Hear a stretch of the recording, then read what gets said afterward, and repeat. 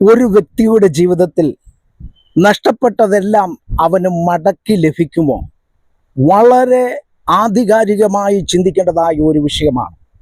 അതായത്, നമ്മുടെ സമയം നമുക്ക് നഷ്ടപ്പെട്ടാൽ അത് മടക്കി ലഭിക്കത്തില്ല. നമ്മുടെ വർഷം അഥവാ ആയുസ് നമുക്ക് നഷ്ടപ്പെട്ടാൽ മടക്കി ലഭിക്കത്തില്ല.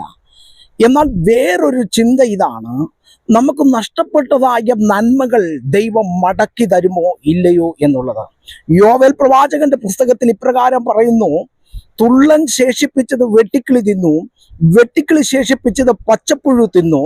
അതിനുശേഷം നാം കാണുന്നത്, നിങ്ങൾക്ക് നഷ്ടപ്പെട്ടതായ സംവത്സരങ്ങൾക്ക് പകരം ഞാൻ നൽകും എന്നുള്ളതാണ്.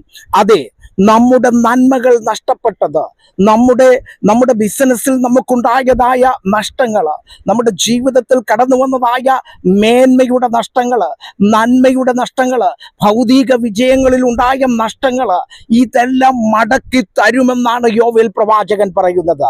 നമ്മുടെ ആയുസ് നമുക്ക് തിരിച്ചു കിട്ടത്തില്ലായിരിക്കും, നമുക്ക് നഷ്ടപ്പെട്ട സമയം നമുക്ക് തിരിച്ചു കിട്ടത്തില്ലായിരിക്കും. ഇന്ന് പകൽക്കാലം എനിക്ക് പറയുവാൻ കഴിയും, നിങ്ങൾക്ക് നഷ്ടപ്പെട്ടതായ നന്മ അത് ഇരട്ടിയായിട്ട് മടക്കി ലഭിക്കുക തന്നെ ചെയ്യും.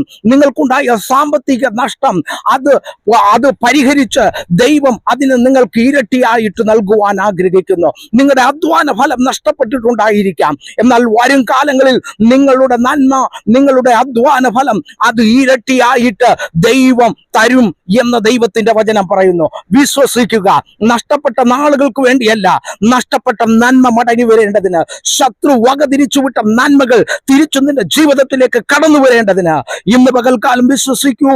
നല്ല നാൾ കടന്നു വരുവാൻ പോകുന്നു. നിങ്ങളുടെ നഷ്ടപ്പെട്ടതിനെ ദൈവം മടക്കി നൽകുവാൻ ആഗ്രഹിക്കുന്നു.